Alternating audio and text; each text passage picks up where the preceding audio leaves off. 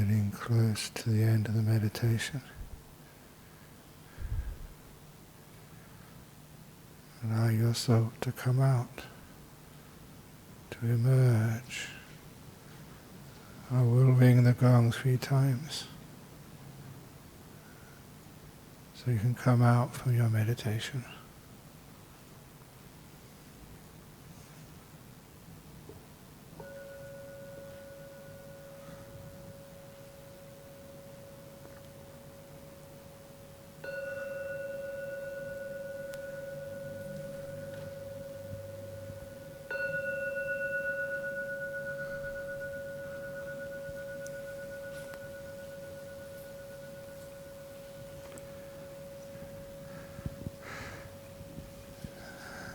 Very good.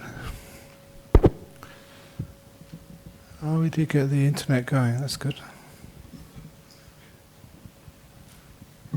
So, any questions from the floor today about the idea, the theme of just going in. Okay. Oh, okay. Okay. The first 30 minutes were not streamed.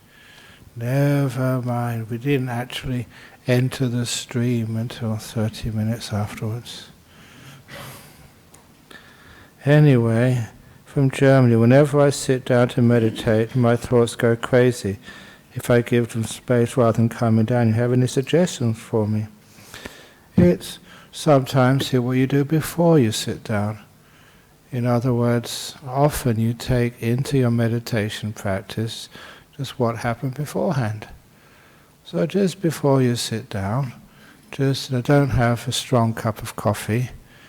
Don't just check all your emails and messages and just get freaked out with what's going on. So just have 10 or 15 minutes beforehand, before you meditate. There is a reason just why that on a Saturday, the first 15 or 20 minutes I talk, instead of just starting meditation straight away. On a Friday evening, that we meditate, that's probably because we're trying to get the talk as focused on, to calm the mind for the talk. But if you can, just put 15 minutes before you actually sit down, and do things which are calming and peaceful. It is like the simile of if you're riding a bicycle, you can put on the brakes and you can usually sort of stop pretty quickly. But if you're having one of these big road trains, these 3 carts, with a big truck in the front, which you see here in Australia, that if you put the brakes on, it takes a while before all that momentum, all that energy can start to stop and come to peace. And that is just like a mind. In our modern world, we do run around a lot. And we have lots of momentum of all of our tasks and worries. And so if we can prepare ourselves beforehand just to do quiet things before we meditate, and then that's preparing ourselves so that when we sit down, the mind is already pretty peaceful. And sit down to meditate, your thoughts go crazy. Number 2, it's just look at your body first of all. Because feeling the body, you can't really think about the body, because at least you're not really thinking really at the body. So if you're mindful in the body, at the body, just not of the body, but just feeling it, just being with it, experiencing it, then you find again it's just the thoughts, they just can't really sort of come in. How can you explain all the different sensations for example, sometimes I ask people, beware of your bottom. What does that feel like? We don't have much language to describe the various multifaceted bottom feelings. Other stuff we got huge language for, but bottom feeling, what's your bottom feel like right now? So what it does is some of those experiences, you find how limited the language is, and thoughts are just messing around with language, with ideas and with concepts. So what we do is we feel our body. If that doesn't work, you go outside and feel the wind on your cheeks. Get the rain, if there's any rain wherever you live, just on your hair. Feel it. Take your shoes and socks off and just walk on the grass. Feel, instead of think about life. Because sometimes our thoughts, we've all become philosophers a long way away just from feelers. Intellectual intelligence rather than emotional intelligence, experience. So there was a little story I put in my last book of the philosophy professor who went to the 5-star restaurant, and when he went to the 5-star restaurant, the maitre d' took him to the table. The butler, who looked like a butler anyway instead of a waiter, it was a very high-class restaurant, gave him the menu.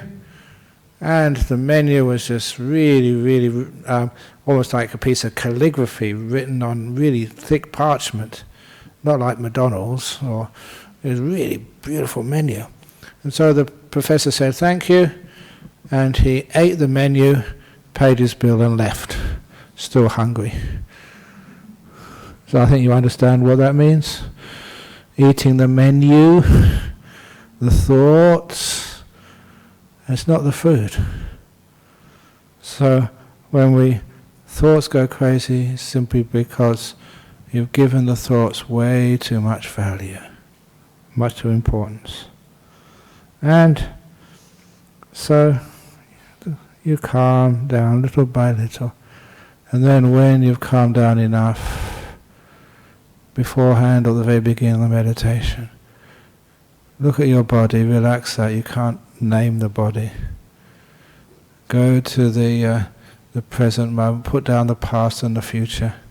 That little exercise, because that stops most of the thoughts. Thoughts are usually an expression of wanting or trying to get rid of stuff. And to do that you need a past or a future. Wanting is a place where the future is necessary to want something. A place where that wanting can land and establish itself in the future. I want to go out for dinner this evening. I want to do this later on. You need a future for wanting. And ill will, negativity needs a past to compare. When you let go of both the past and the future, you really let it go. All this wanting and ill will, getting rid of stuff, it just can't persist. Like I say, a bird flying through the air, but it's got no place to land. And that's like thoughts without a past or a future. Little by little, the thoughts stop. But also, we have to be able to not be afraid when thoughts stop. A lot of times, because we're going into an area of existence which we're not used to, we're afraid of that which is unusual. We like our comfort zones. Just like the old simile of a prisoner being released from jail. Don't want to leave. I'd rather have jail than freedom, because I'm used to jail after 20, 30, 40 years in jail. Or like for those Indonesians, the worm in the pile of cow dung. I don't want to go. It's my home.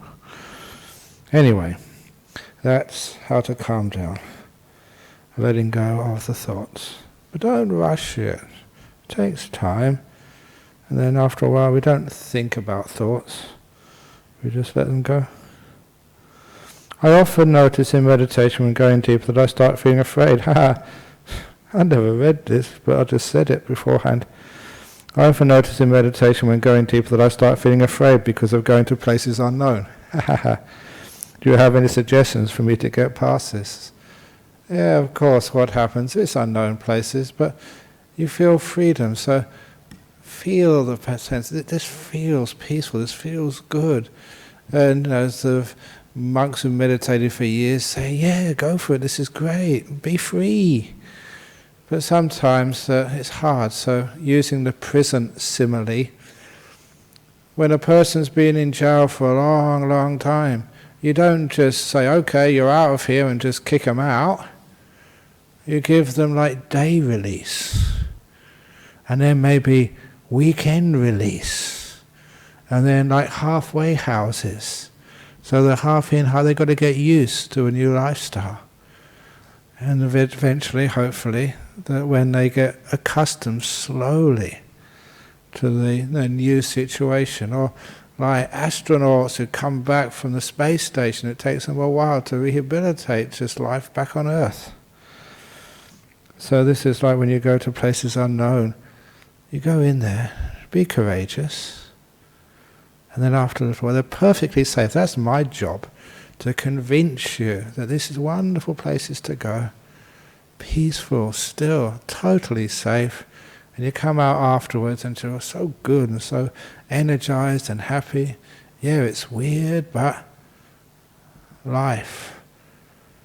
We have adventure holidays.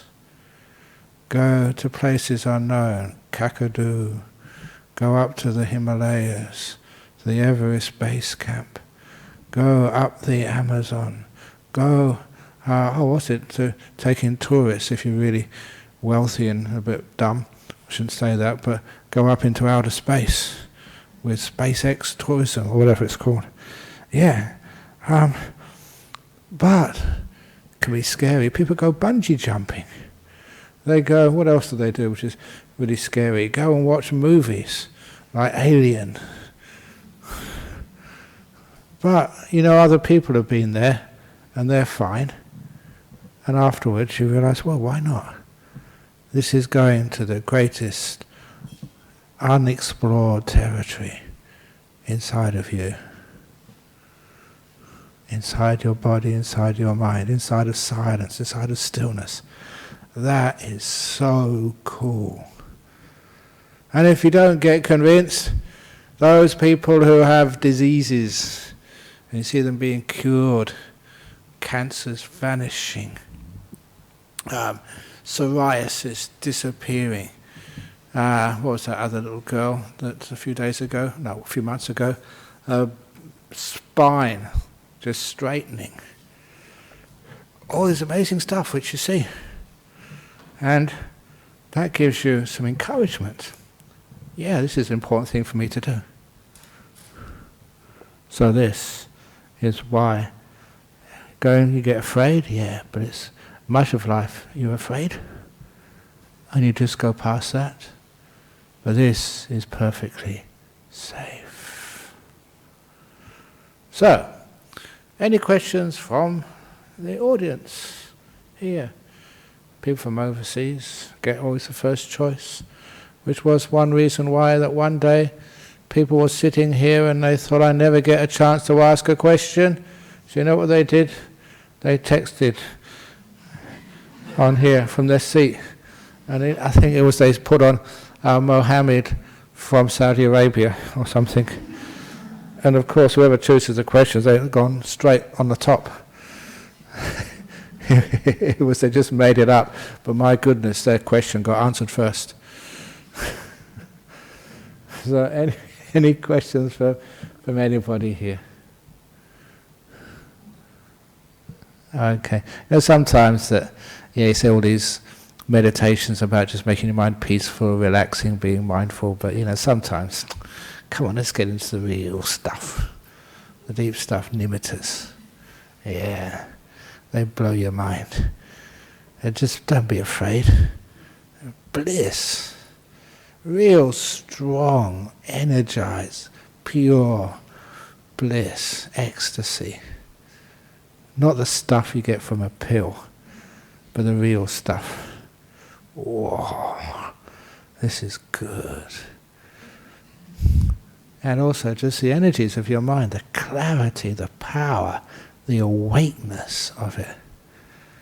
And that's marvelous for people to experience. The question is, why not? It's perfectly safe for you. So you go into this nimitta world, don't be afraid. And have this positive mind.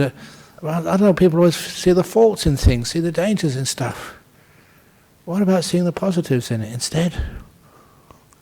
Oh, what if it all goes wrong? What if I go crazy? What if it doesn't go wrong? What if you don't go crazy? What if you blooming get enlightened? That'd be a nice thing, isn't it? So what if you get healthy? I'm afraid.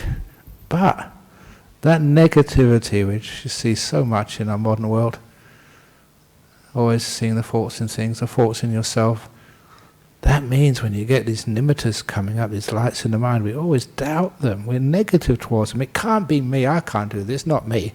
Maybe I'm a monk. Yeah, if I'm a monk or a nun, I can do this, but not me. Of course you can. And also, what happens if you go deeper? Ooh, the blissful stuff. So why not? Get into it. I say that because the most weird people get into the most amazing states. I can't remember when I give talks, whether it's at the Cancer Support Association or Friday night or Tuesdays at Armadale or to the monks on Wednesday night, but that fellow who had all the tattoos over them. I thought he was come to one of my meditation retreats, and I thought he was should have gone to the prison up the road. Totally stupid. Just discrimination from me, just because I saw him. I said, "You can't be in this place. This is not a place for people with big and tats and stuff." I thought this is, and I realised just how stupid I was and how I judged. And this guy, he was on one of my retreats, and he got into this incredible deep jhana. Sadhu, sadhu, sadhu. You can't judge. Who the next deep meditator will be. And it could be you. Da da da. Okay, sadhu, sadhu. That's code for about time we stopped.